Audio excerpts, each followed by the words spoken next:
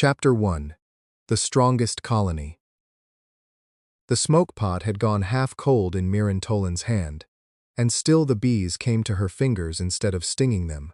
She worked the frame free of Hive 6, her only hive, the one that mattered, the one her father had built from 3 dying colonies and a lot of stubbornness, and held it up to the morning light. Comb the color of dark honey, capped in tight, even rows, not a gap in it. She had never found brood pattern this clean, not even the summer her father was alive to see it. Boys from the Hallam place leaned on the fence at the meadow's edge, close enough to be heard, and not close enough to get stung. "Bee Witch is talking to her bugs again," one of them called, and the others laughed the way boys laugh at things they don't understand and have decided not to try to. She didn't look up. The system had given her the class 2 years back, in the same breath it gave the miller's son Ironback Warrior, and gave Tam Hallam's own boy Beastkin Handler, and the village still hadn't decided whether apiarist was a joke or an insult. She had stopped explaining that a hive at full strength could put a swarm through a hornet nest, that her bees had killed a wolf 2 winters back, that got too curious about the lower boxes. Let them laugh. The comb didn't care what anyone called her. She slid the frame back into the hive body and straightened. Past the last rows of clover, past the fence line, the far tree line had gone the wrong color, not autumn brown, a duller rot, spreading along the bark like something had been chewing the green out of the wood from the inside. It had crept another 20 yards downslope since she'd last ridden out that way. Maybe a week ago. She'd counted the fence posts to be sure. 2 of the Hallam's fields were gone to it already this spring. It didn't burn or wilt fast enough to notice day to day. It just took, quietly, until one morning the bloom was gone and nothing came back.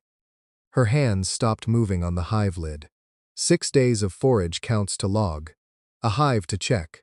The heart bloom at the meadow's heart hadn't opened yet, and until it did, there was bloom enough.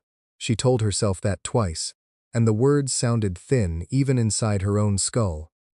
She was reaching for the next frame when the light around her flickered, pale gold, and the panel rose over the meadow where every soul with a bond to the land could read it. Notice, the Hollow Meadow Heartbloom will open in 8 days. At Bloomfall, its domain will bond to the single strongest colony present in the meadow. All bonded creatures are eligible. The words hung there a moment before the boys on the fence went silent. Then not silent. One of them said the word hornets, low, like he already knew where this was going. Miran's hands had gone still on the hive lid. 8 days. The domain. She'd heard her father talk about it in the vague, reverent way he talked about things he'd never expected to see in his own lifetime. A blessing the land handed down maybe once in a generation. Soil that never soured. Bloom that never failed. Whoever held it would never lose a season to blight or frost again. She thought of the 9th hive standing empty behind the cottage, the last box her father had built and never filled, its wood gone silver gray with weather, because she hadn't had the heart to either use it or tear it down. If the domain bonded here, to this meadow, to her land, she could fill that box. She could keep all of it. The debt collector who'd been circling the Tolan claim since her father died would have nothing left to circle. For one breath the wanting sat warm in her chest, like new comb held up to the light. Then she made herself count the odds plain. Strongest colony meant a contest, and land this poor didn't hand out second seasons to whoever came in second. Hooves sounded on the track before she'd finished the thought, too many and too fast for a farm cart, and she turned to find Corvain Ask reining in at the meadow's edge, with a covered cage lashed behind his saddle. Something inside it thrashed against the wicker, a low, furious buzz that didn't sound like any bee she'd ever kept. When he swept the cloth back, the boys on the fence had already gone white. The hornet-queen inside was the length of Miran's forearm, black and amber, wings folded tight against a body built for war instead of forage. It threw itself against the bars once, twice, and settled into a stillness that was worse than the thrashing had been. "You've seen the notice, then," Corvain said, not dismounting.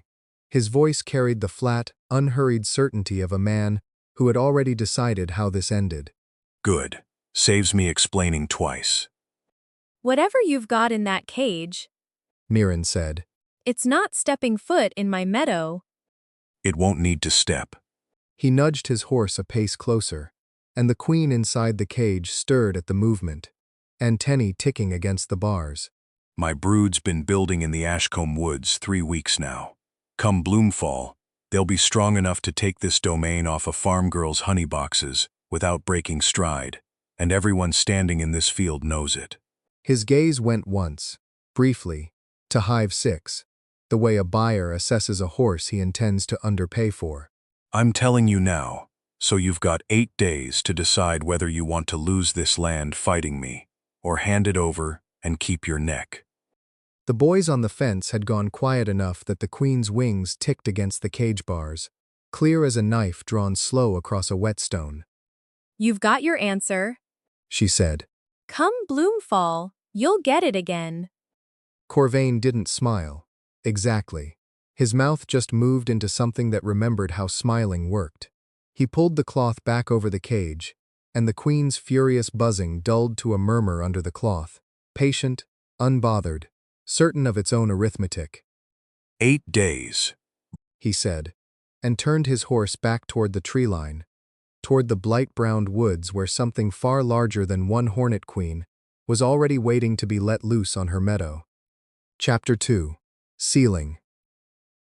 The dust from Corvain's horse hadn't settled over the lane before Mirren was moving, boots cutting fast through timothy grass gone gold at the tips.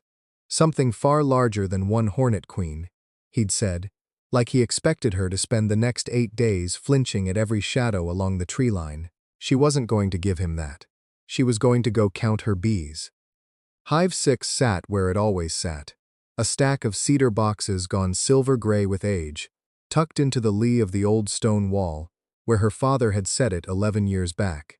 Even from 30 paces the sound of it reached her, that low, packed hum, thousands of wing beats braided into one note. On a good day that hum eased her shoulders down from her ears. Today it just sounded busy, crowded. She cracked the lid off the top box, and smoke drifted lazy from the cold smoker at her hip, and the bees below barely stirred, too used to her hands to bother rising. Frame after frame came up heavy, brewed in tight arcs, honey capped white at the corners, not one cell wasted. Her father used to say a hive with gaps in the comb was a hive that hadn't decided what it wanted yet. Hers had decided a long time ago. It wanted everything, and it had nearly filled every box she owned, proving it. Come on then, She said, low, to no one, tilting a frame to the light so the bees packed shoulder to shoulder along it blurred gold. show me I'm wrong. A shimmer crossed her vision, cool as water over the eyes, the way the system always announced itself. Hive 6, Level 6. Population 47, 0 of 47, 0. She stood very still with the frame in her hands, waiting for the number to shift, the way it always had before, 1 or 2,000 added on a good forage week. It didn't move. She set the frame down, careful, the way you'd set down something that might still bite, and pulled the next one, and the one after that, working down through all 9 boxes with the smoker going cold in her belt loop, and her shirt gone dark at the spine. Every box, the same wall. Bees 3 deep on comb that had no comb left to give them. Nurse workers standing idle over brood cells because there was nowhere new to lay. A hive that had, by every measure she knew, run out of hive. That's not. She stopped herself, because arguing with a number in the air had never once changed it.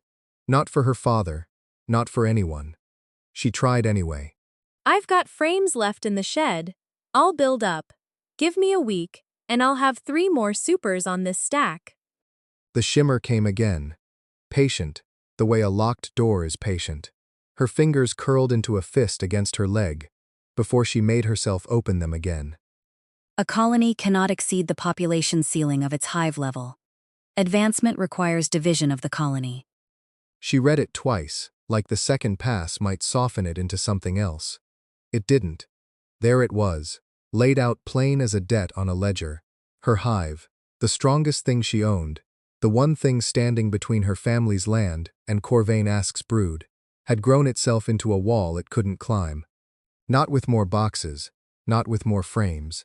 The only door up was the one word she wasn't going to say: split, break it in two, send half of it out under a stranger queen the way one had gone, once, the summer her father died, and never come home whole.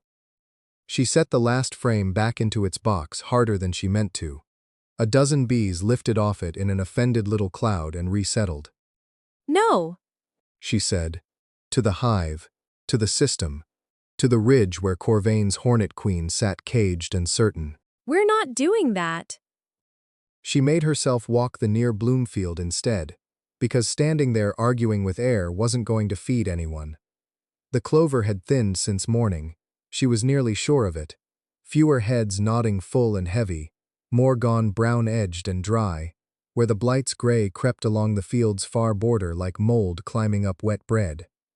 Her foragers were still working it, dogged, but the baskets coming back to the hive rode lighter on their legs than they had a week ago.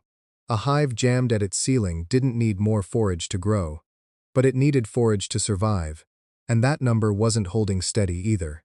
It was sliding, slow and quiet, the way a fence post leans before anyone thinks to prop it.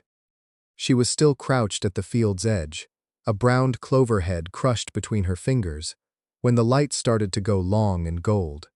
She made her way back to the hive to check the top box once more before dusk, and found it. A hornet lay dead on the frame nearest the entrance, wedged deliberate between two ribbons of comb where her bees would have to work around it.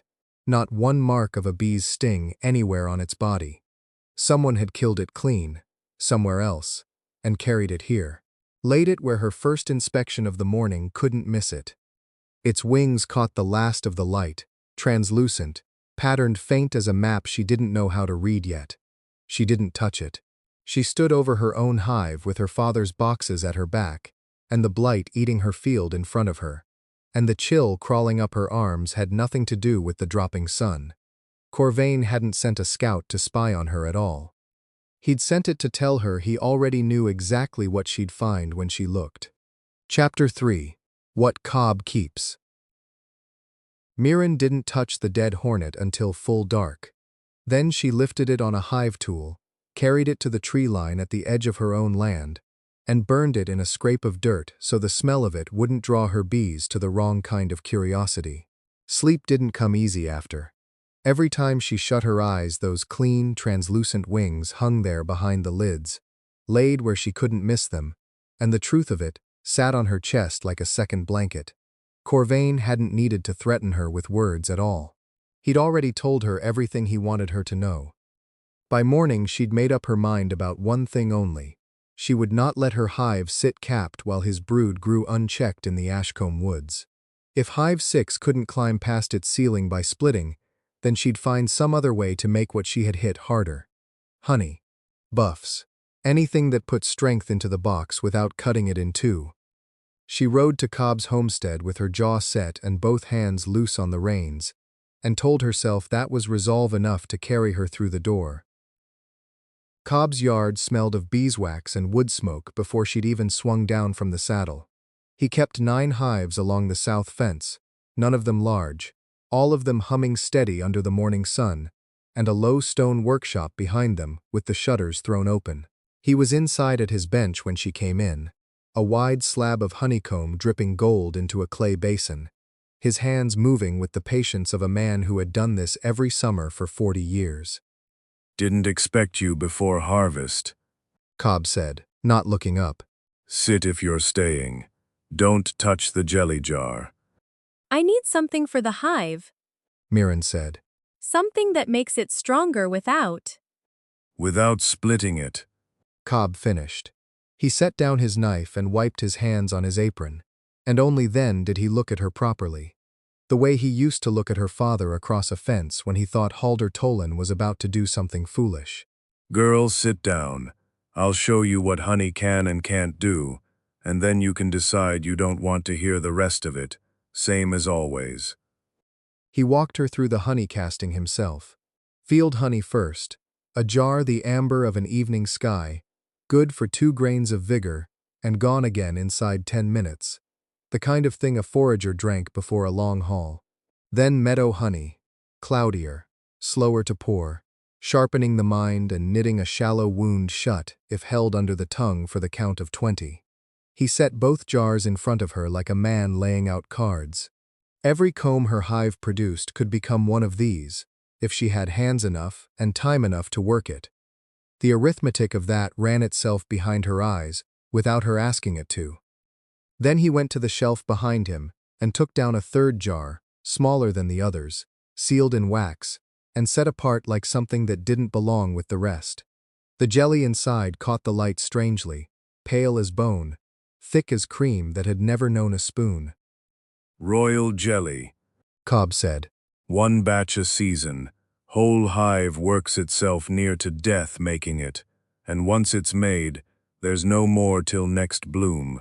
It'll pull a body back from the edge of dying. Once. On 1 person. That's all it's got in it. I've had mine 4 years and never used it. Pray you never need to ask me for it. Then it's exactly what I came for. Mirren said, leaning forward. If my hive made that much honey, if I fed it right, drove the ceiling back with strength instead of… It won't move your ceiling 1 inch. Cobb said. Jelly heals a person. It doesn't grow a colony past what the system's already decided it can hold. He sat down across from her, slow, the way an old man sits when he means to say something he's said before and been ignored. You want to know how to make 1 box carry more than it's built to carry. It can't be done, Mirren. Not with honey. Not with wanting it hard enough.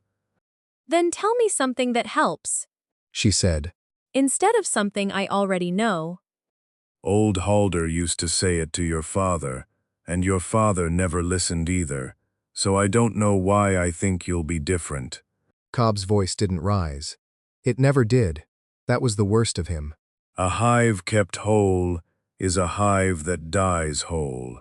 You're guarding 1 box like it's the last thing on God's earth worth keeping, and that domain your system's dangling don't bond to a box, girl. Bonds to a line. Every daughter hive that flies out and starts fresh, every queen that makes it through to spring, the system's counting all of it. Corvain's got 1 queen holed up in 1 nest, 1 throat for you to go for.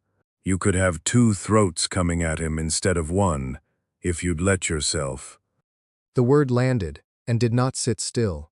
It went straight down through 8 years to a July morning, when her father lay fevered in the back room, and she had cut a colony in half with her own hands, because someone had told her it was the only way to save the year's honey. The weak half had starved inside a fortnight while she watched through the fence, unable to feed both without robbing one, and her father had died 3 weeks after that, not knowing which failure had come first, hers or his own body's. I've split a hive before, she said, and her voice came out flatter than she meant it to. I know exactly what happens to the half you leave behind. Cobb didn't argue. He just looked at her, the way he'd looked at her father. The look that said he could see the wound and knew better than to press on it twice in 1 sitting, and let the silence do what his words hadn't. She thanked him for the honey lesson, left the jelly jar exactly where it sat, and rode home with Halder's old adage rattling around in her like a stone in a boot, one she had no intention of taking out. She smelled it before the creek bridge, that same sick sweet rot she'd caught at the edge of her field 5 days before. She reined in at the crossing and looked down, and where the water should have run clear over stone, a scum the color of old bruises clung to the banks on both sides now, not just the far one. The blight hadn't stopped at the water. It had walked straight through it. Beyond the bridge, in the low corner of her own nearest bloomfield, a wedge of clover stood, already gone gray at the edges, curling in on itself under the afternoon sun, like something that had aged a season in a single day. Chapter 4. The Girl Who Wanted Bees. The clover was going the way of everything else the blight touched.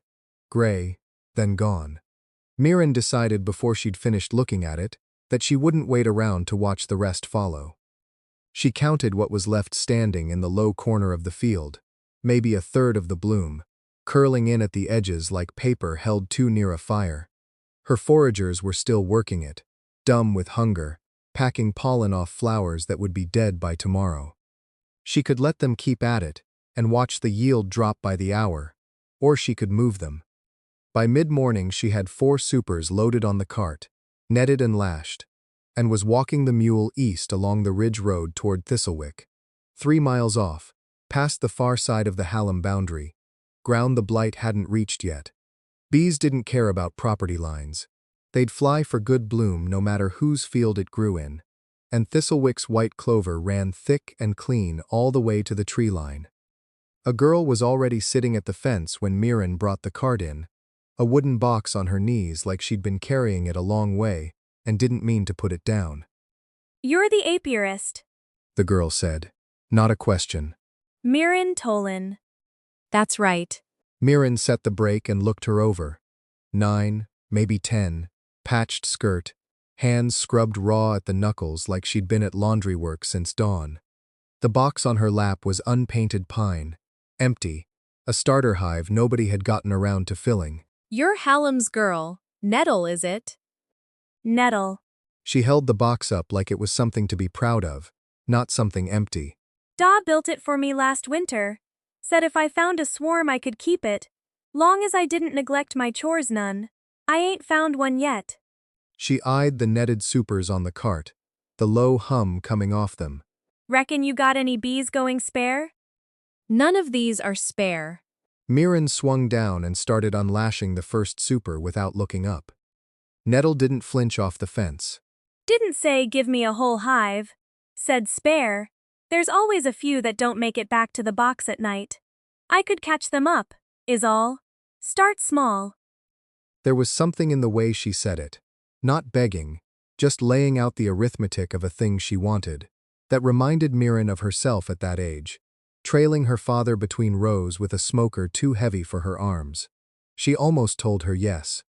She almost said, "Come help me set these frames and we'll see what wanders off on its own." She didn't get the chance. The first scout came in low over the fence line, wings catching the light wrong. Too long, too dark, nothing like the honeybees drifting between them. Mirren had the smoker in her hand, before she'd finished naming the thing. Hornet. Then a second dropped out of the tree line behind it, and a third, moving in a pattern too clean to be foraging, working the angle of the field like they'd scouted it before. Get behind the cart. Mirren said, already moving between Nettle and the fence. Now. The girl didn't argue. That, at least, went right. Mirren threw smoke at the nearest hornet, and it barely broke stride, closing on the open super where a third of her forage force clung to the comb with nowhere to run. She grabbed for the lid, tried to slam the frame shut before the hornet reached it, and missed the latch by half a second. The hornet was already inside, mandibles working, and a spray of her bees came apart under it before she'd got a hand on the box at all. The second one came for her. She had nothing left that would stop it. No time to relight the smoker. No room to run, not with Nettle pinned behind the cartwheel. The hornet closed the last of the distance between them, the barbed underside of its stinger curling toward her wrist. Something in her chest answered before her mind caught up to it. An old thread she hadn't known was there until she pulled it, and the whole cloud of her bees rose off the frames at once and closed around the hornet like a fist. Swarm command. Active. Hive vitality 100 of 100. The cost landed the instant the hornet stopped moving, a hollowing under her sternum, like a held breath she hadn't known she was keeping let out of her all at once. The swarm broke off the kill and reformed around her, thinner already. A heartbeat later, the third hornet wheeled in from the flank, and she turned the cloud on it without thinking twice, because thinking twice was a luxury she didn't have with Nettle 4 feet from a stinger that could kill a grown man. Her vitality had crumbled to 58 before she could brace for it. 42 points of that gone as bees that wouldn't fly home again. The field went quiet. 3 hornets lay in the grass, wings twitching down to stillness. Mirren's hand stayed raised, like there was still something left to command, and the price of that quiet sat inside her chest, like a cistern draining out through a crack she couldn't find to plug. Nettle came out from behind the cartwheel with her starter box clutched against her chest, staring at the dead hornets, and then at Mirren, like she'd just watched her walk on water. You did that. Nettle said. With your bees? Just thought it, and they came. I did. The wonder on the girl's face sat wrong, next to 42 of her bees lying dead in the clover, along with the hornets. Something under her ribs had been scraped down to bare wood, a debt she couldn't see the bottom of yet. She counted the days again, the way she'd been counting them since the notice came. 6 days left before Bloomfall, and her hive had just spent strength it wouldn't get back by sundown. If Corvain sent 3 scouts to test her today, he'd send more tomorrow, and the day after that, until there was nothing left in the tank to spend. She looked at the empty box in Nettle's arms, and at her own thinning cloud settling back onto the frames, and made herself finish the thought she'd been running from since Cobb's porch. She couldn't keep answering every strike at full cost, and still have a colony left to bring to the bloom. She didn't know yet what she meant to do about that. But she loaded the last super onto the cart with her jaw set, because whatever it was, she wasn't doing it tonight, and she wasn't doing it with a child's life staked next to hers again. Chapter 5. Half a Hive. Mirren got the last of the Thistlewick supers into the shed before her arms quit on her, and she still hadn't decided anything by the time she fell into bed. 5 days left. She lay in the dark and turned the afternoon over. Hornets falling out of the sky trailing smoke. 42 points gone from her vitality, in the space of a breath. Nettle's face gone white over that empty starter box, and no answer came to her that didn't cost more than she had left. She woke to a wagon axle creaking in the yard, and a cough she'd have known blind. Cobb had brought his good horse, not the mule, which meant he'd come to work, and not just to talk.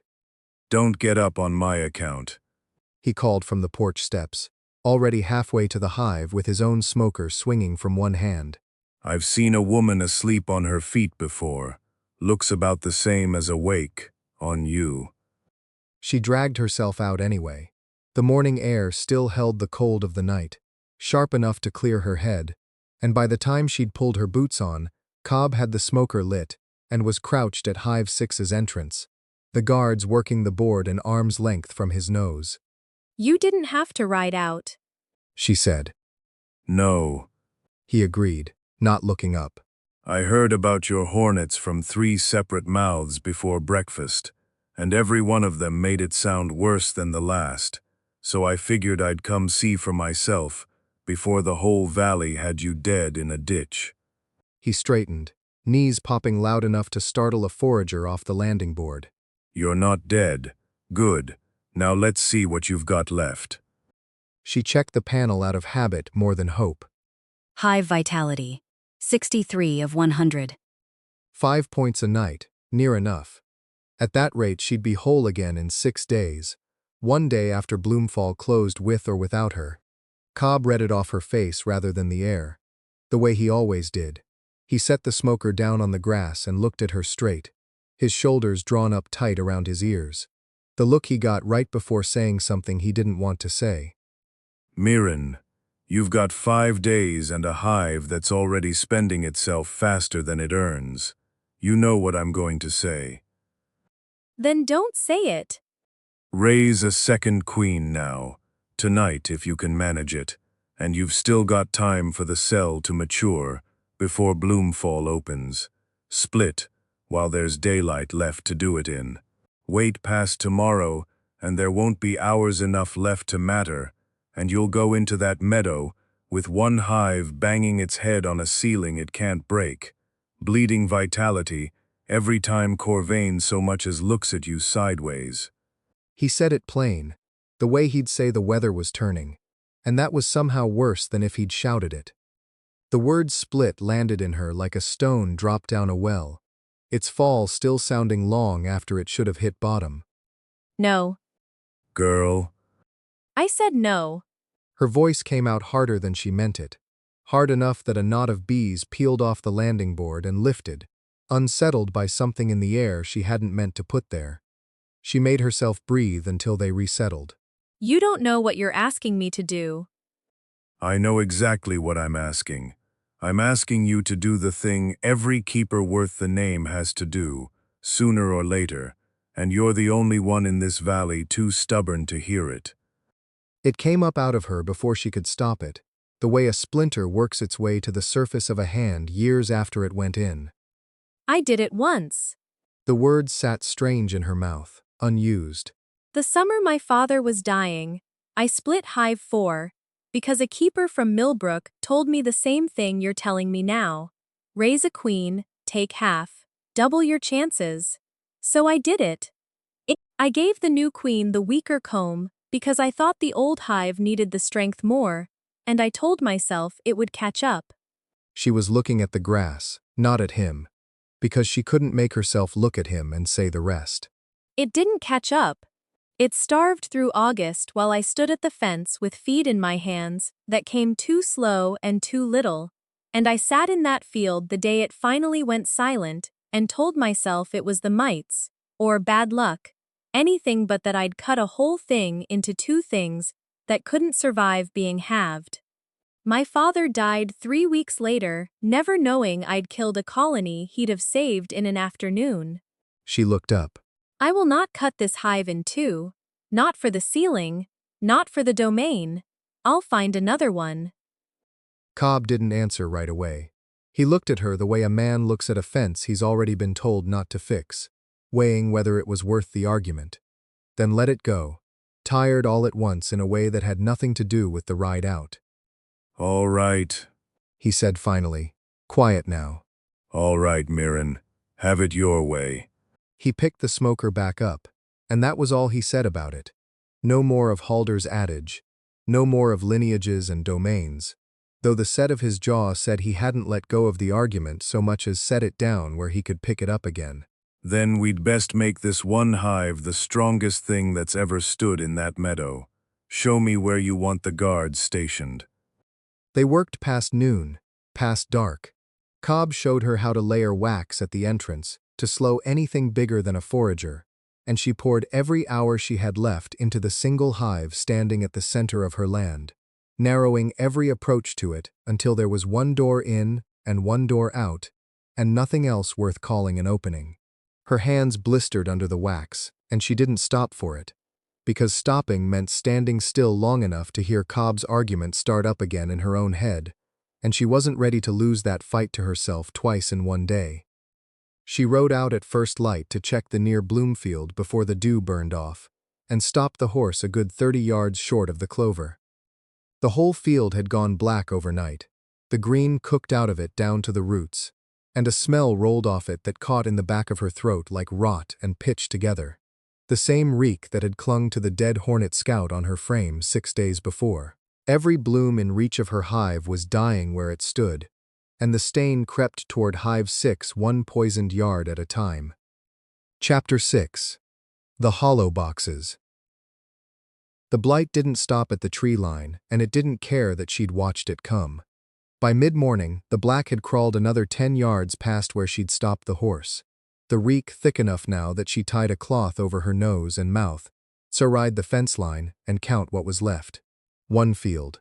A ragged half-acre of white clover behind the tool shed. Upwind. Untouched. The last clean bloom in reach of Hive 6. And if a hornet reached it with a gall sack the way one had reached the clover by the creek, her bees would starve 2 days before Bloomfall instead of 1. She wasn't going to wait to find out whether Corvain's scouts already knew about it. The wax came from the shed, a fresh block of it soft under her thumbnail, and she pressed the hive mark into it the way her father had drawn it once, in the one book he hadn't sold. A ring, a slash, the shape of a door that only opened one way. The system didn't explain itself in words this time. It only waited, patient, to see if she'd done it right. She hadn't.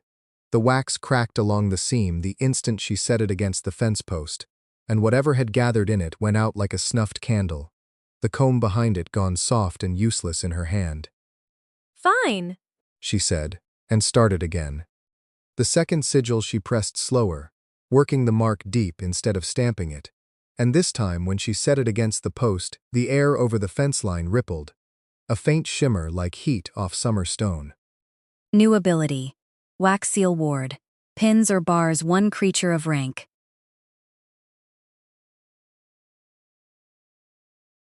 Your hive level. Costs a full comb. Halts honey production for 1 day. A single ward, holding against a single thing. Gone the moment its minutes ran out. Not much, but hers. And it stood now between the last clean bloom and whatever Corvain sent next. She looked at the empty space where a second comb should have been, and did the sum she didn't want to do. 1 ward a day, 1 comb a day, and 4 days left before Bloomfall closed the count for good. 1 locked door in a house with no other doors. That was all Wax Seal Ward really gave her, and a door only mattered if she also knew who was trying to get in. She turned the horse toward Ashcombe instead of home. She smelled Corvain's camp before the trees opened onto it. Not gall rot, not honeycomb, but old wax gone to grease.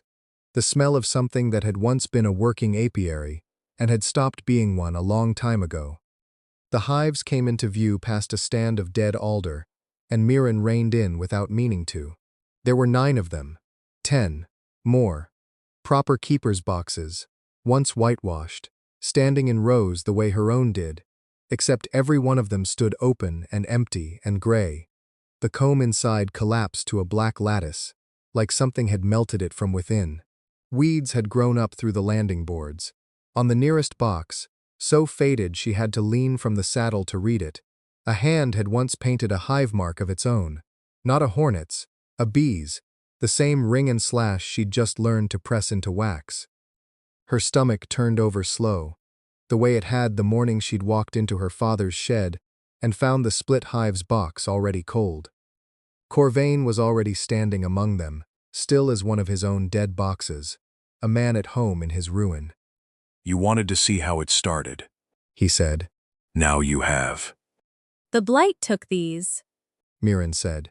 It wasn't a question. The shape of it was plain now, a stain ghosting the grass between the boxes, years old, faded from black to a dry, sick gray.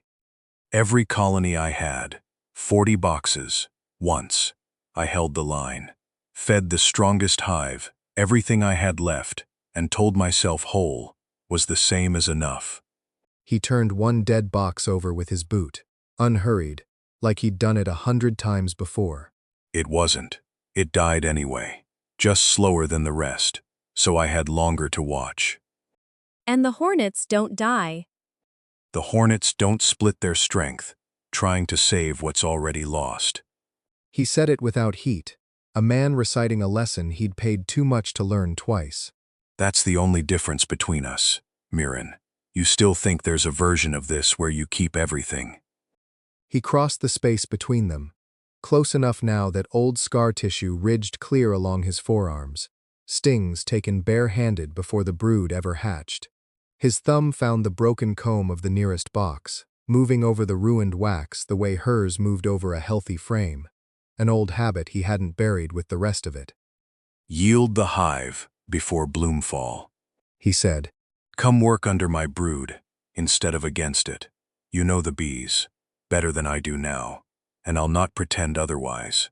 You'd keep the land, keep your father's name on it. Stop pretending one box can stand against what's coming for it. The offer sat in the air a long moment. Mirren's mouth opened around the shape of yes, before her jaw caught it shut, throat tight, the same way it had gone tight outside her father's shed 3 years back. No. She said, and the word came out steadier than her hands, which she kept wrapped tight around the reins so he wouldn't see them shake.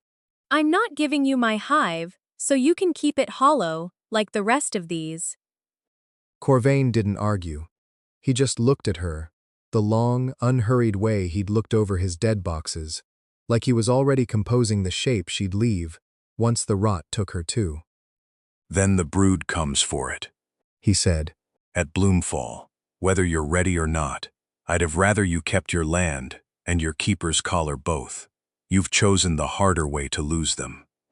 He turned back to his dead boxes without waiting to see her ride out, and Mirren sat the horse a moment longer among them, counting. 4 days, 1 ward a day, 1 hive against a brood that had already buried 40 of its own kind and called it wisdom. Chapter 7. 1 front. 3 days left. She'd spent the first of them riding back from Ashcombe in the dark, doing the arithmetic Corvain had handed her without meaning to be kind about it. 1 ward a day, against a brood that had already buried 40 of its own kind, and called it strength. By the time the sun found the ridge above Hollow Meadow, Mirren knew what the 3 days left to her would buy. Not a second queen. Not the thing Cobb kept asking for. 1 hive, built so hard nothing could get through it. She narrowed Hive 6's entrance again before the dew burned off, pressing wax and bee glue into the gap until it was barely wide enough for 2 bees to pass abreast. Every forager who left that morning had to funnel through it single file, and everyone that came home loaded found guards waiting just inside the seam. Older workers she'd pulled off comb duty and set standing sentry, mandibles working, bodies packed shoulder to shoulder in a ring 3 deep around the queen's chamber. It wasn't a caste the system had given her. It was bees, doing what bees already knew how to do, only more of them, packed closer, and told by the hum in her chest exactly where to stand. She burned a full frame of field honey before noon, decanting it into the trough at the hive's base, so every guard that fed there came up buzzing hotter and meaner. Meadow honey went to the nurses tending the brood comb, their fumbling slowing to something steadier once the fog of days-old grief and short sleep lifted off them. And at midday, with her hands sticky to the wrist, she pressed the day's last full comb into a sigil and set it over the entrance itself, murmuring the shape of it the way the wax had taught her 3 days before. Waxial ward cast. Comb consumed. Honey production halted. 1 day. Bars 1 creature. Rank. Hive level. The wax went milky, then clear, then settled into the doorframe like something that had always belonged there. Mirren sat back on her heels and looked at what she'd built. 1 door, 3 rings of guards, a ward standing over the threshold like a locked gate. It felt, for the first time in 4 days, like a wall instead of a wound. The hornets came to test it an hour before dusk. There were 9 of them, flying low and fast along the tree line the way scouts flew when they already knew where they were going. Mirren was up off the porch step before she'd finished naming them, her palm already pressed flat to the hive box, the hum of 47,000 bees answering her own pulse the way it always did when the danger was close enough to touch. She held the swarm at the entrance, a low gray cloud thickening in the ward's threshold, and the hornets broke against it exactly the way she'd hoped. 2 died on the guard's stings before they'd cleared the first ring. A third hit the ward itself and simply stopped, wings beating uselessly, a fly caught in something it couldn't see, until 3 of her guards dragged it down. The rest peeled off, circling, probing the seam at the entrance again and again, looking for the gap that wasn't there. Not today, Mirren said, low, planting her feet in the dust, and let the swarm answer for her. Not a strike, just a dense wall of bodies she held at the door, costing her little, holding for as long as her chest could stand the strain of it. Hive vitality. 63 to 55. The hornets gave it up before dark, wheeling back east toward Ashcombe in a loose, unhurried line that told her more than the attack had. They regrouped on the far side of the meadow, then vanished into the tree line, and Mirren's stomach went cold in a way the fight itself hadn't managed.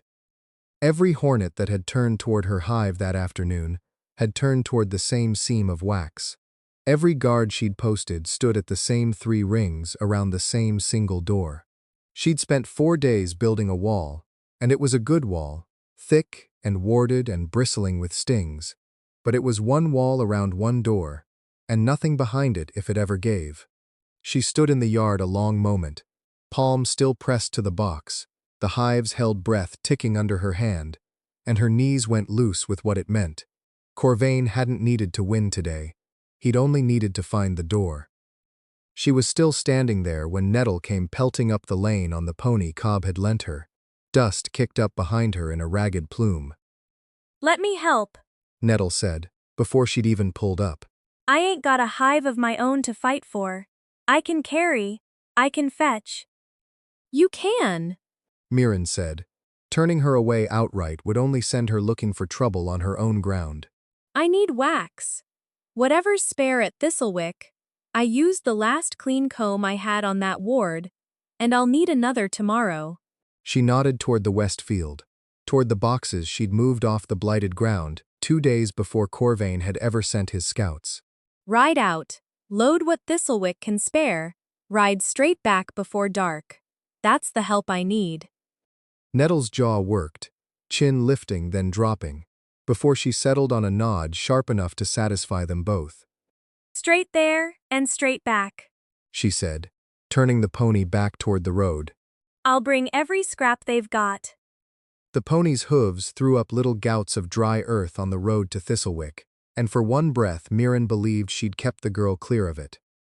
Then movement on the ridge above the west field snagged her attention, the same ridge Nettle's road climbed before it dropped toward the outlying hive, and something in her chest went tight and stayed there. It wasn't scouts. Scouts came in 3s, in 5s, quick and low and gone, before you'd finished counting them. What crested the ridge now came in a mass, gray and dense, moving with the unhurried patience of something that had already decided how the day would end, and it wasn't turning toward Hive 6 at all. It was turning toward Thistlewick. Chapter 8. The Suppressed Swarm. The mass on the ridge did not hurry. That was the worst of it. Mirren had faced hurry before, 3 scouts diving low and fast over the Thistlewick supers, and hurry she knew how to answer. This came down the slope in a gray unbroken sheet, wings ticking together like rain starting on a tin roof, and it moved at exactly the pace of something that had already won. She put her heels into the mare's flanks and didn't look back at Hive 6. It wasn't turning toward the home apiary at all. It was turning toward Thistlewick, toward the field where she'd sent Nettle that morning for wax, because the supers there were closer to empty and easier to strip. The outlying field opened below her a quarter-mile on, 3 supers stacked pale against the blighted gray tree line, and Nettle was already at the near box, both arms full of spare wax combs, head coming up at the sound. They're not scouts, Nettle shouted, and her voice cracked on the second word. Mirren, they're not scouts. There's so many. Get behind the box, now. Mirren was off the mare before it had fully stopped, boots skidding in the dry grass, her whole body already reaching for the hum at the center of her chest that was Hive 6. All of it, home apiary and outlying field both. One bond stretched thin across 2 miles of blighted valley. The first wave hit the near super before she'd crossed the distance to it. Not testing, not probing a seam the way the 9 scouts had probed the ward 2 nights back. These came in low and fed straight into the wax, tearing comb loose in wet gray handfuls, and 3 of her guard bees went down in the first heartbeat without landing a sting.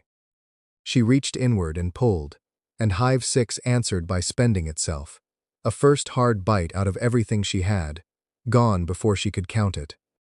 The swarm answered the way it always answered, a boiling coil of workers lifting off the supers as one shape, no longer bees but a single directed thing, and it met the hornet front and tore into it.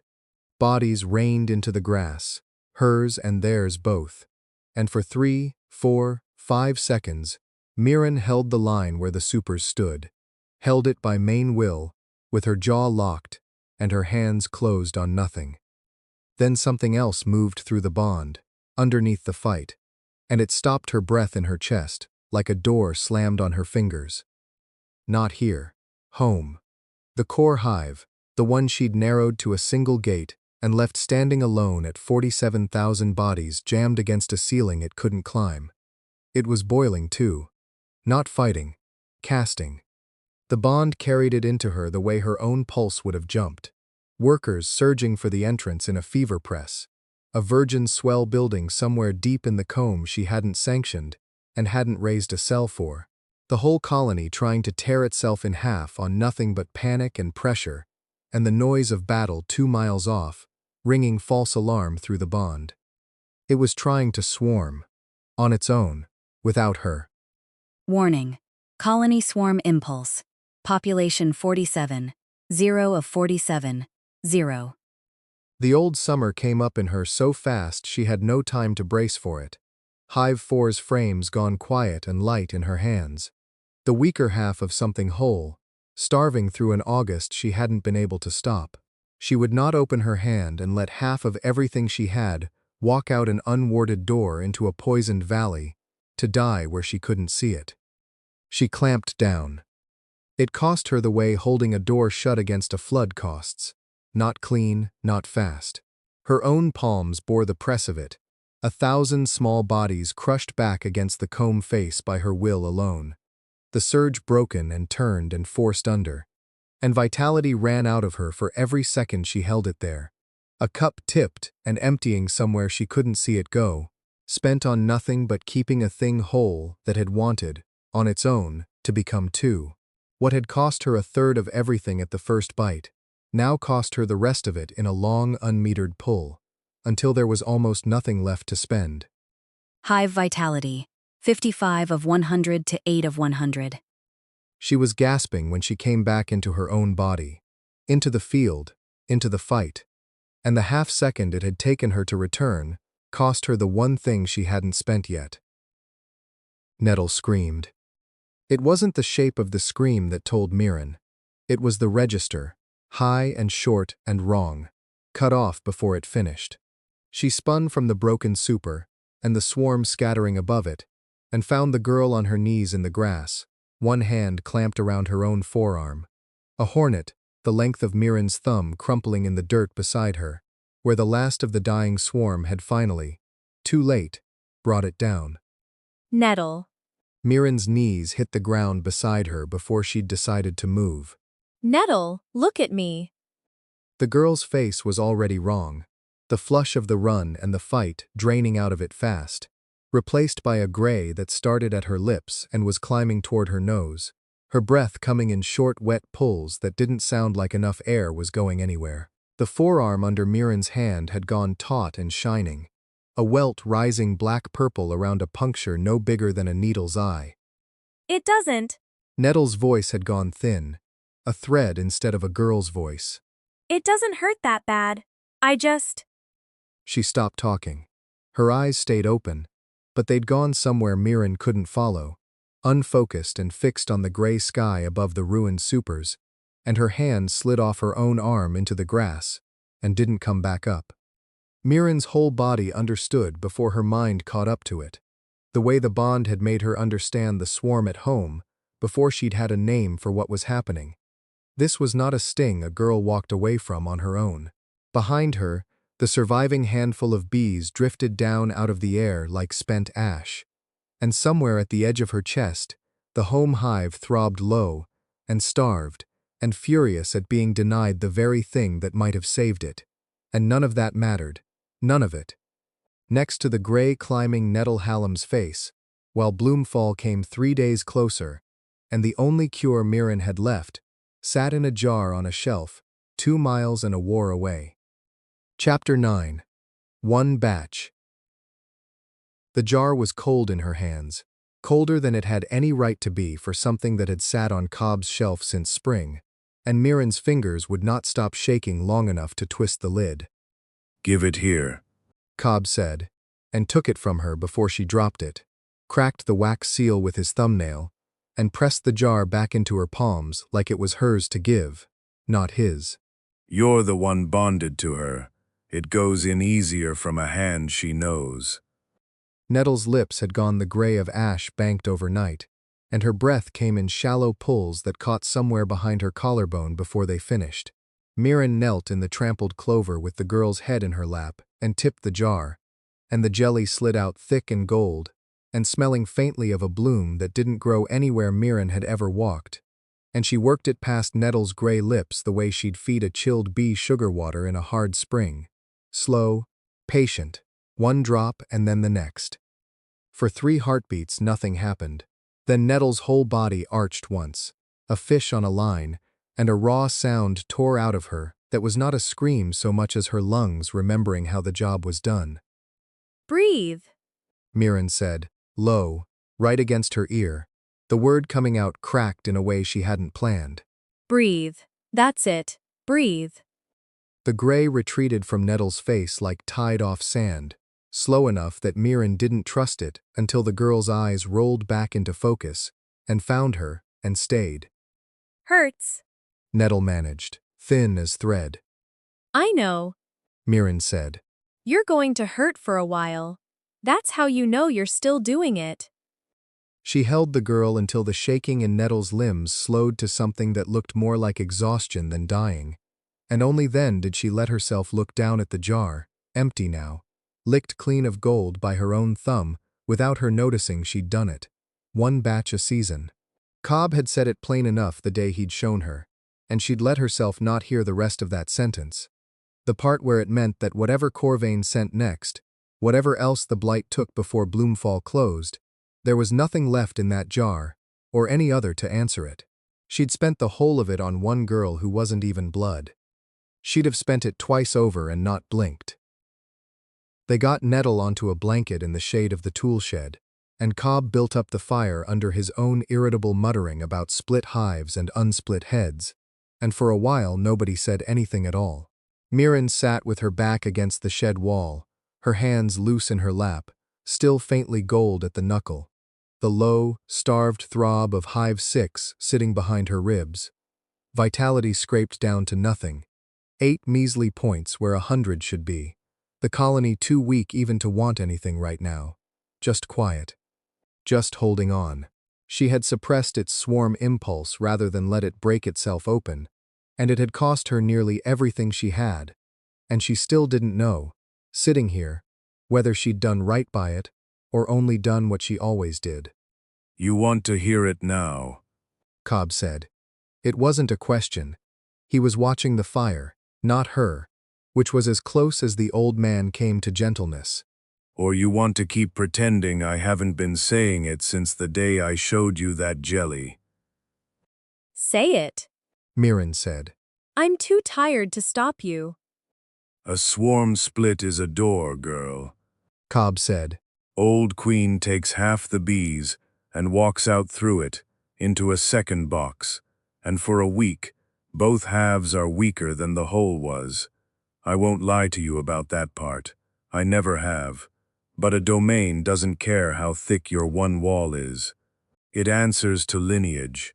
2 hives carrying your mark, your blood in the wax, spread across that meadow, that binds harder to the bloom than one box crammed up against its ceiling ever could. Halder had it right, 40 years before either of us was born. A hive kept whole is a hive that dies whole. He didn't mean it kind. He meant it's the truth. You told me the domain bonds to a lineage. Mirren said. You never told me it bonds to it harder. Because you weren't ready to hear the second half of a sentence you hadn't finished being angry about the first half of. Cobb said. You're readier now. Doesn't mean you're ready. She thought of the 9th hive, empty on its post since the year her father died, and of Hive 4 going quiet under her hands the August after. And something in her chest that had been rigid as old comb for 4 days did not soften, exactly, but it shifted, the way a wall shifts before it finds the crack it was always going to fail along. I still can't. Mirren said. It came out smaller than she meant it to. I know. Cobb said. I'm not asking you to. Not tonight. I'm only making sure the words are in you when you're ready to use them. The rider came up the lane at a hard trot just past dusk, one of the Hallam boys on a horse blowing white foam at the bit, and he all but fell off it before it stopped moving. What? Mirren said, already on her feet, already moving toward Nettle without deciding to. She's fine. She's sleeping, the boy said, waving her off before she could ask it. It's ask. His queen's grown into it. The rank. Whatever it is the system wants. He's got riders out telling every farm between here and Ashcombe. Says at Bloomfall he takes the meadow clean, And if your hive so much as sets a guard bee past the heartbloom line, he treats every colony present as forfeit. His words, he said to tell you special. The fire popped. Somewhere behind the tool shed a few of Mirren's bees stirred in the dark, restless with something she hadn't put words to yet. Notice, the hollow meadow heartbloom acknowledges a colony of sufficient rank within its bond radius. Domain claim eligibility. Open. 3 days. 1 box against a brood large enough to make demands before the bloom had even opened, and a jar on Cobb's shelf that would sit empty until next spring, no matter how badly she needed it before then. Chapter 10. The 9th Hive. 2 days had already worn down to something with no bottom left by the time Mirren crouched at the 9th hive, one hand flat on its lid. Her father had built it the spring before he died and never filled it. No bees had ever called it home, and the cedar under her palm was still faintly sweet, instead of resin dark, like every box that had held a colony a season or more. She had told herself for years that Hive 4 failed because she split it wrong. Weak comb, a starving queen, her own hands doing the damage. That was the story she'd carried, the one she'd handed Cobb like a debt she wouldn't let him help pay. But crouched here with the rider's warning still ringing and the domain notice sitting cold behind her eyes, she made herself walk the whole summer again, past where she usually stopped. Hive 4 hadn't been the one that killed her father's hope. It had been the hive she'd kept whole. The big one. The one she'd hoarded every good frame for so it would never need to divide. The one she'd sworn would carry the family through, no matter what happened to the daughter colony bleeding out in the far field. That hive had swarmed anyway, 3 weeks after her father's funeral, with no second queen ready to catch it, no box waiting, nowhere for half its bees to go. The sound of it still lived in her, not the roar of a healthy swarm finding a new home, but a long, directionless drone that thinned into silence over 2 cold nights. She hadn't split it. She'd kept it whole, and whole was exactly how it had died. You knew, She said to the empty box, low, not really meaning her father, meaning the box, meaning the 8 years she'd spent building a version of that summer where she'd been right. The 9th hive didn't answer. It never had bees to answer with. That had always been the point of it, sitting empty at the end of the row while she told herself she hadn't yet decided what an empty box was for. She stood, 2 hives instead of 1, a queen cell instead of a wall. She would raise the split herself, tonight, whatever it cost the colony to spare the frames. The hornet-queen's droning reached her before Corvain did, a low double note that belonged to nothing born in the hollow meadow. He came up the fence line on foot this time, no torch, the queen riding his forearm with her wings folded tight, and her stinger catching the last gray light. You've had 3 days to think it over, and you spent them talking to an empty box. He said, I'll make it simple, since simple is clearly what you need. Yield the hive tonight, and I'll winter every bee in it myself.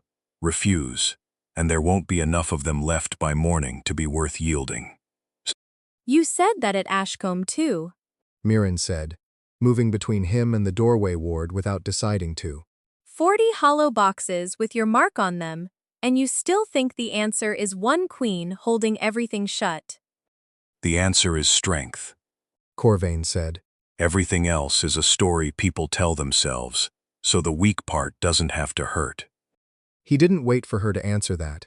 He lifted his arm, and the hornet-queen came off it like something poured rather than flown, straight at the wax sigil sealed into the doorway boards, the ward that had turned 9 scouts back at a cost of 8 points of vitality, and held since. It flared at her touch, a thin gold seam trying to close around a creature it had never been built to hold. For 3 heartbeats it looked like it might. Then it didn't. The wax split down its seam like a rind, and the queen went through the gap into the heart of the hive without slowing. Hive 6. Population 47, 0 to 42, 600. Level 6 ceiling. Mirren didn't reach for swarm command.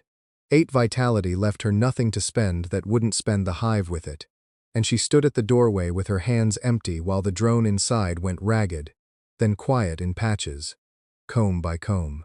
She grabbed the smoker anyway, worthless against something that size, and worked the bellows because her hands needed a task, or they would have done something worse. The hornet-queen came out the way she'd gone in, unhurried, and settled back onto Corvain's arm, as if she'd done nothing more than check a shelf for honey.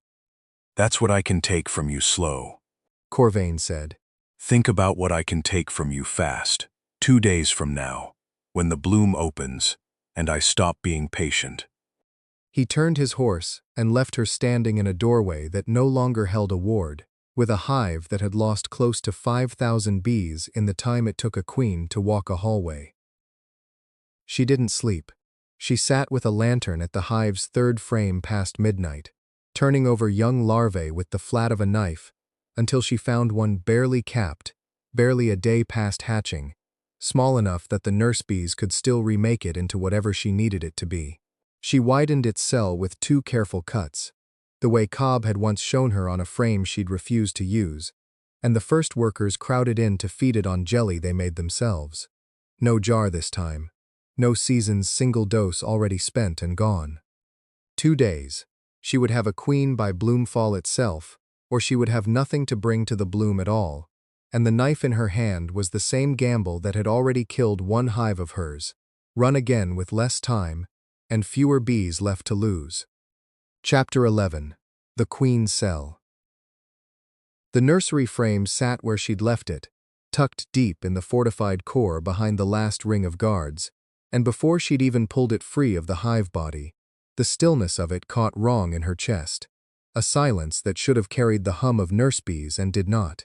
The cell she'd cut 2 nights ago, the one she'd widened with her own careful strokes and left to the nurse bees, hung open at the tip like a fingernail torn from its bed. Inside, nothing but a smear of jelly gone brown and a scatter of wax crumbs no bigger than sand. Her hands did not shake. That was the strange part. She only stood there in the gray half-light, with the frame held out in front of her, waiting for her body to catch up to what her eyes had already told it.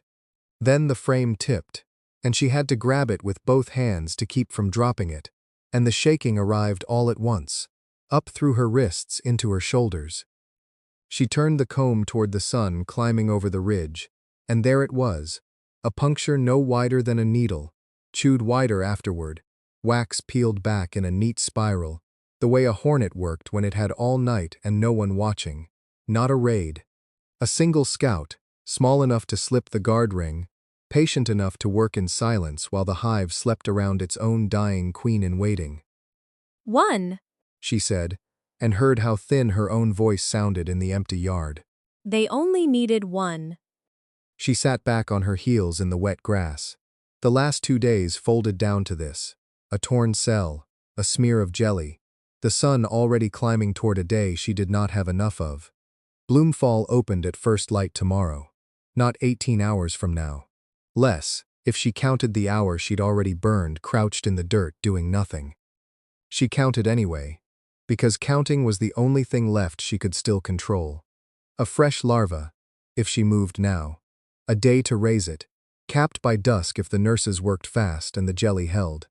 A night to finish hardening inside the cell. First light, and whatever hatched would have to be enough, ready or not, because there would be no second chance after this one. Then, it's the last graft, She said, and stood, and did not let herself sit back down. The second cutting went faster than the first. Her hands remembered the angle now, the shallow twist that widened a cell without tearing the wax around it, and she chose her larva deeper in the hive body this time, 3 frames back from any entrance a scout could reach, without crossing the guard rings twice. Small mercies. She fed the graft into place. The first nurse bees crowded in within minutes, working jelly of their own making from what little pollen the unblighted half-acre still gave up. Then she went to the shed and took down her last 2 combs.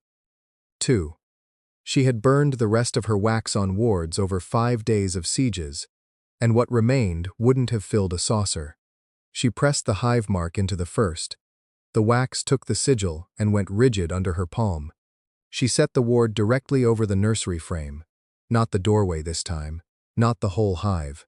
1 target, one span of minutes, and when it faded, she would need the second to buy the next stretch, and after that, she would have nothing at all standing between the cell and whatever Corvain sent next. She was still kneeling at the frame, the ward's faint gold shimmer settling over the comb, when Nettle came through the gate at a dead run and nearly went down over the fence post. Cobb said.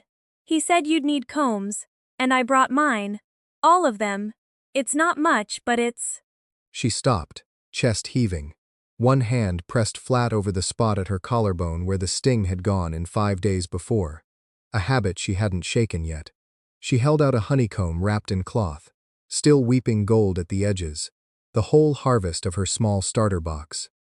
That's yours, Mirren said. That's the only stock you've got. I know what it is, Nettle said, and did not lower her arm. Mirren took it. There was nothing else to do with a hand held out like that. Cobb arrived not a quarter hour behind her, 2 combs of his own lashed to his saddle, and did not wait to be asked before he set them down beside the nursery frame and started stripping wax with a knife he'd clearly sharpened for the purpose. Ain't charity, He said, before she could open her mouth. a queen that hatches hungry is a queen that lays thin. Feed her right, or don't bother raising her at all. Behind him, down the lane, 2 of the Hallam boys came dragging a water barrel between them. The same 2 who'd laughed loudest the day the system named her class, back when apiarist had been a joke worth repeating at the tavern. Neither one said a word to her now. One of them set the barrel by the shed door, wiped his hands on his trousers, and went to see what else wanted carrying. She stood in the yard longer than she needed to, throat tight, and had to turn back to the frame before anyone saw her face do something it hadn't done in 5 days of sieges. The cell capped by dusk, pale and whole, and held through a night Mirren spent awake at the nursery frame, with the second ward cooling in her fist, unused, hoarded against a second sabotage that never came. Whatever scout had torn the first cell, it did not try again, and that, more than anything, told her Corvain no longer needed to. She was still there when the eastern sky went the color of raw honey, and the heartbloom, half a mile off across the meadow, opened all at once, every closed bud along its stem unfurling together in a single soundless wave, gold light pooling low over the grass, like something poured rather than grown. Bloomfall.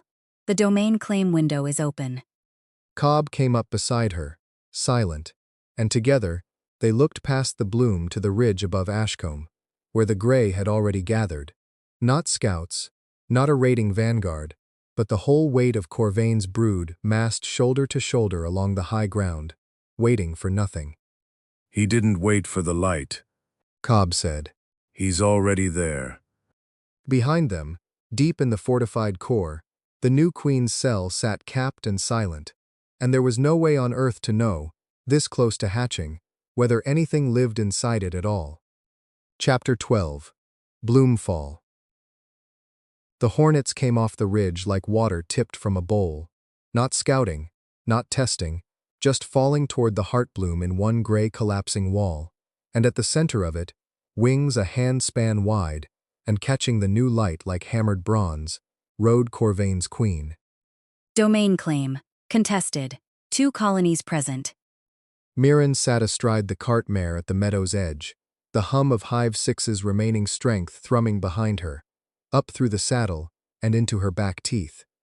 There was no negotiating with weather, and she'd stopped pretending otherwise days ago. The bloom itself had unfurled gold across 3 acres of what had been dead brown clover a week ago, drinking sun it had waited all year to drink, indifferent to who claimed it. 42,000 against whatever he's bred up out there. Cobb said, close at her stirrup, pitched for her ear only. You don't meet that head-on, girl. She knew the arithmetic as well as he did.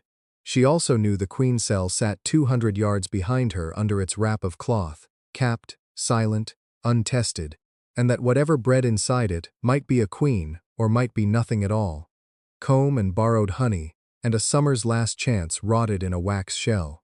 The old way was the only thing she had left that she could be certain of. One door. One line of drone guards.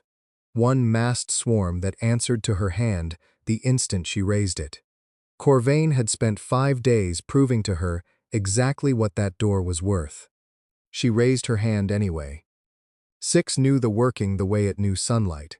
Swarm command poured out of her in a directed column, thousands of bees lifting off the supers in one motion and folding into a single dense arrowhead aimed at the queen's bronze wings. 3 seconds where her whole body sang with it, muscle and wingbeat moving as one thing. Then the gray wall closed around it.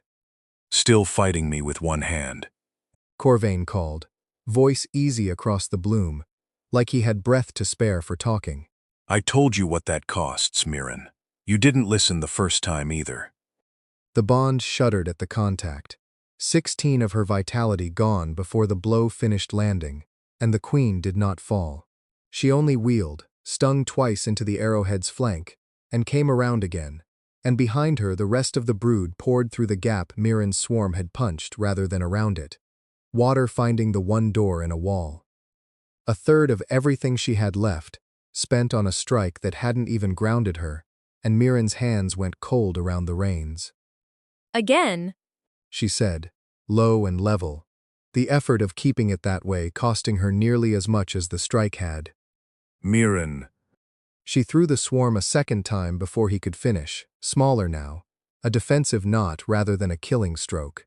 7 points, maybe 8. And it bought her bees 3 seconds against a brood that did not need to be efficient, only larger. Her drone guards died in their neat rings exactly where she'd stationed them, one line deep, and the hornets came through the gaps the dead left behind, like the fortress had never had a second wall at all. Because it hadn't. She'd built one wall around one target, 5 days ago, on this same ground, knowing even then it wasn't enough, and fortified it anyway, because a wall she could see felt safer than a door she couldn't. 25-10 in 2 strikes. Her hands had gone numb around the reins, and it wasn't the cold. they're not stopping. Nettle said from behind the cart, her voice cracking on the second word. Mirren, they're not even slowing. They weren't. 10 points would buy one more cloud, maybe, if she was careful, and then the colony would sit at 0 with a brood still coming, and no wall left to answer with.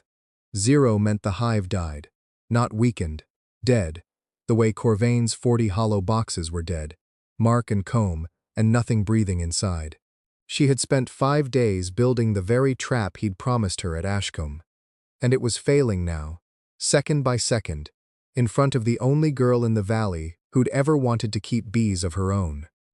Domain bond. Forming. Corvain asks hornet brood. 71%. 71, and climbing. Minutes, by her own count, maybe less. Something changed in the hum at her back.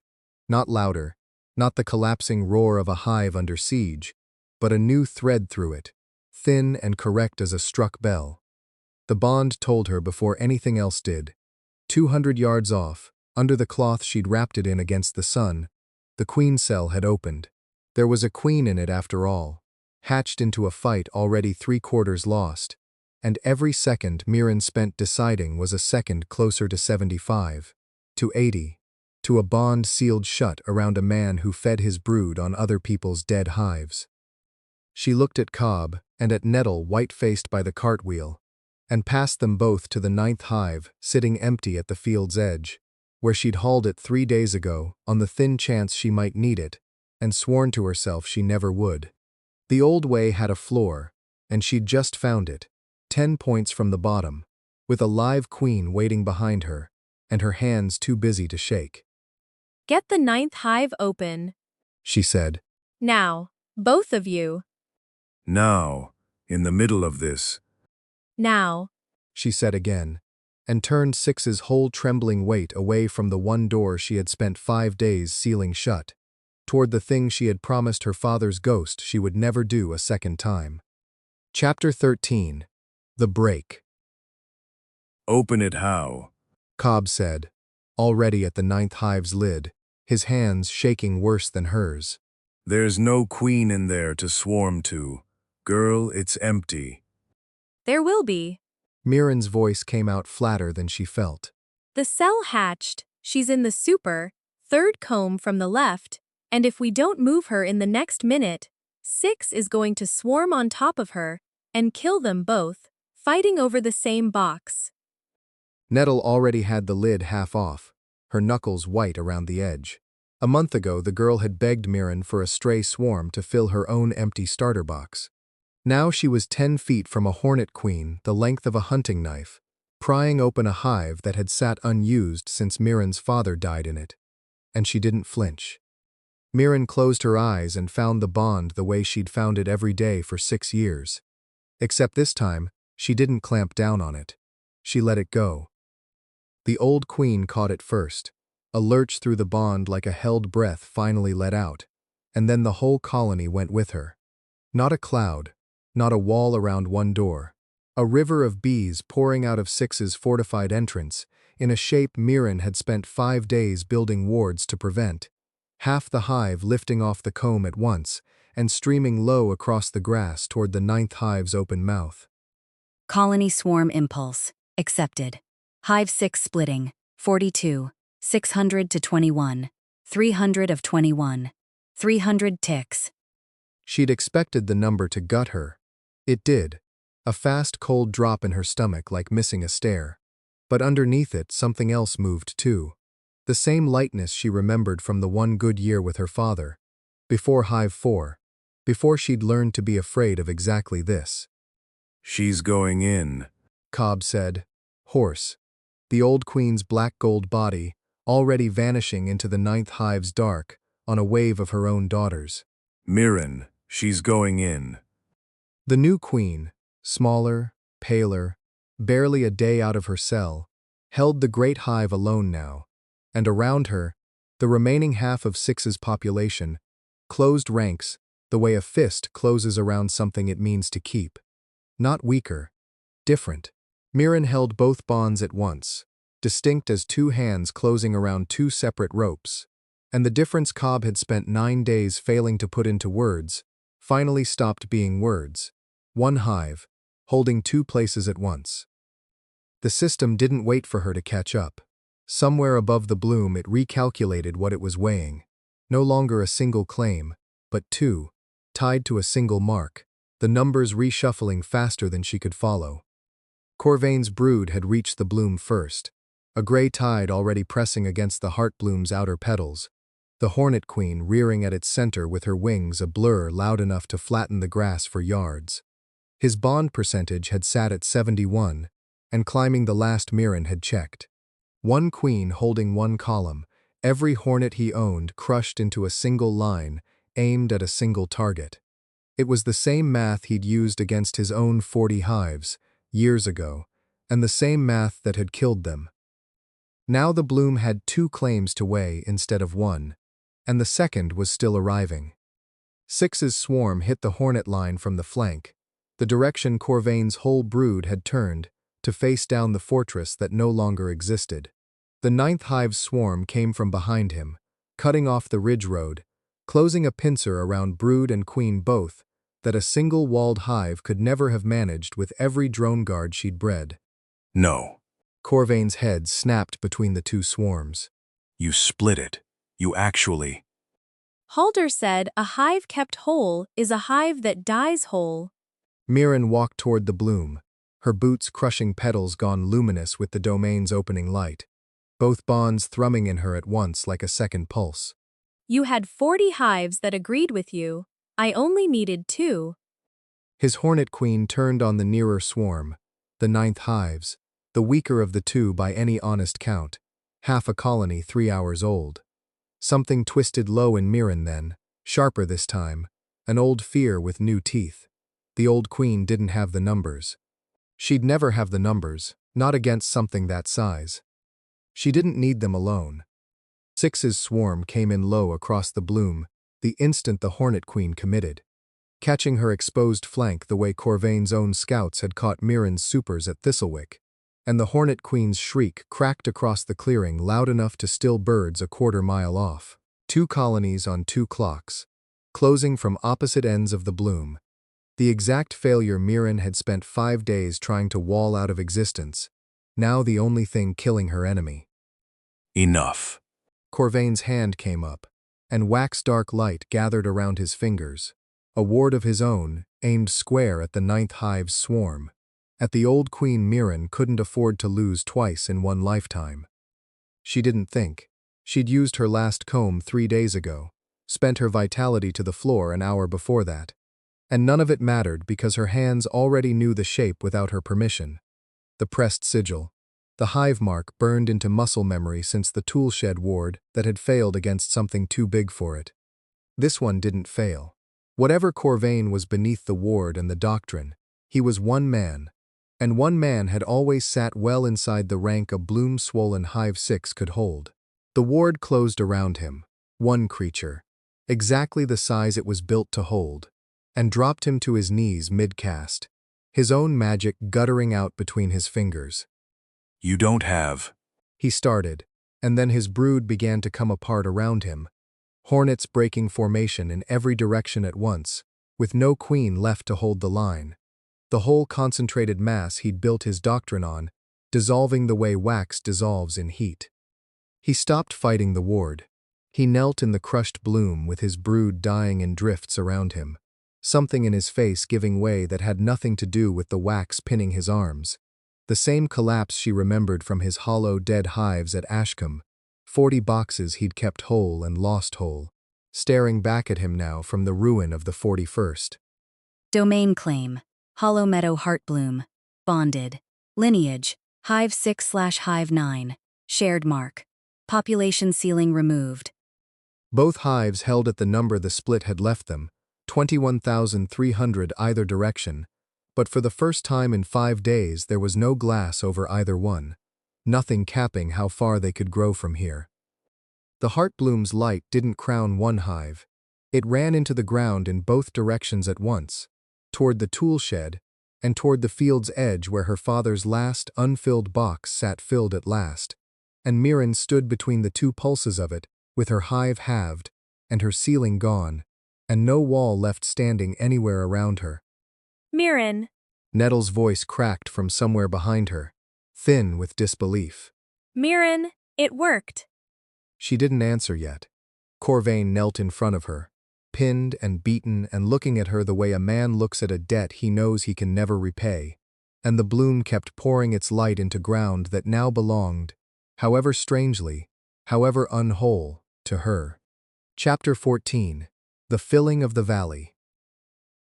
It worked, Mirren said, and her voice came out smaller than she meant it to, scraped thin from directing 2 swarms across 2 flanks the length of a battle. Her knees found the wet ground before she decided to kneel. The 9th hive's roar had dropped to a hum behind her, steady, animal, alive in a way it had never been in 8 empty years, and Hive 6 answered it from across the field, like a call and its response. 2 voices where there had only ever been one. The wax cording around Corvain's wrists had already started to sag, bleeding at the edges where the last of the day's heat worked against it. Minutes, Cobb had told her once, watching her botch her first ward on a fence post. A ward holds minutes, not hours. She had maybe 3 left before it let him go. Corvain didn't fight it.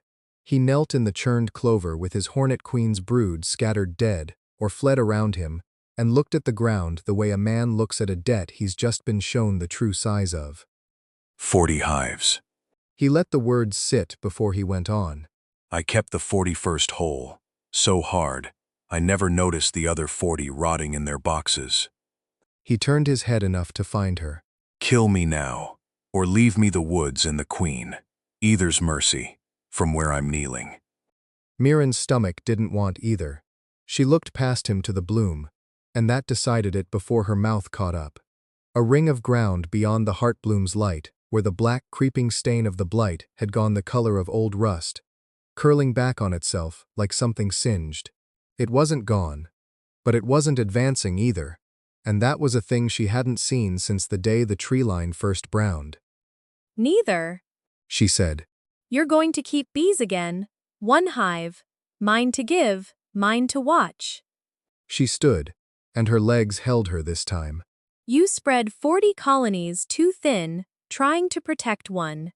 Let's find out what you do with one you're not afraid to lose. Corvain's laugh had no humor in it, just breath finding a way out. He didn't argue. The ward dissolved off his wrists a moment later in a curl of gray wax smoke, and he didn't run.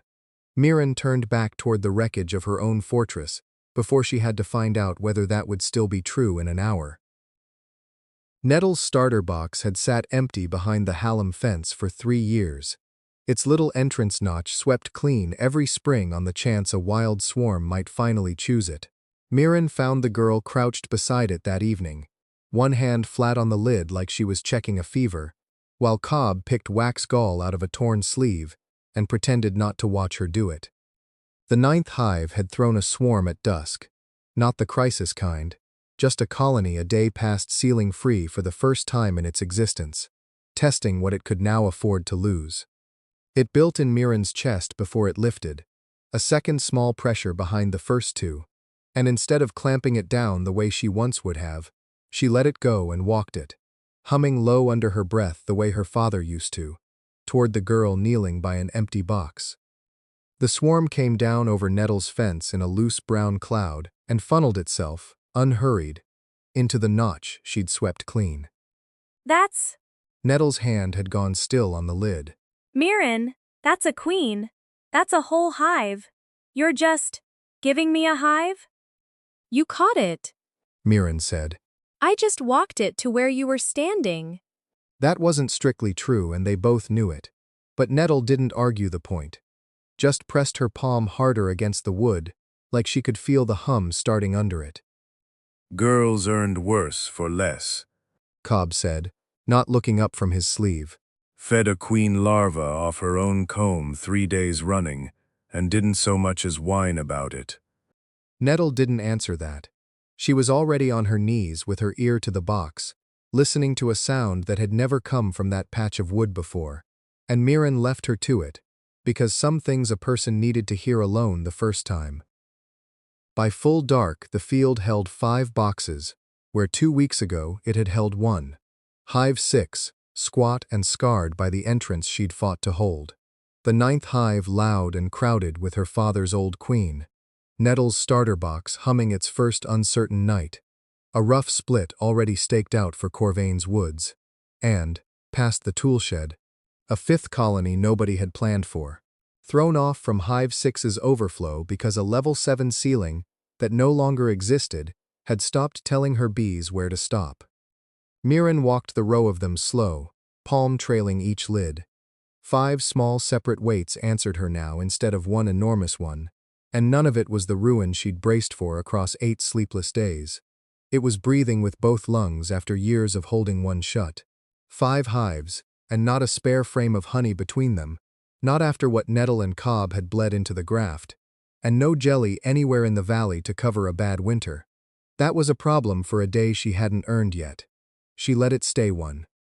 She found the queen cell by accident, tucked along the 9th hive's 3rd frame, waxed over and swelling at the tip the unmistakable way, grown on its own rather than forced into being. A hive with room to spread, apparently, meant to keep spreading whether she told it to or not. Is that bad? Nettle had come up quiet beside her, peering at the frame over her shoulder. Mirren looked at the cell a long moment, weighing 5 hives already leaner than she liked, against a 6th the field had grown without asking her, and let the question sit before she answered. Then she looked past the frame to the whole unwhole scattered valley of boxes around them, humming. No, She said. that one we let happen on its own.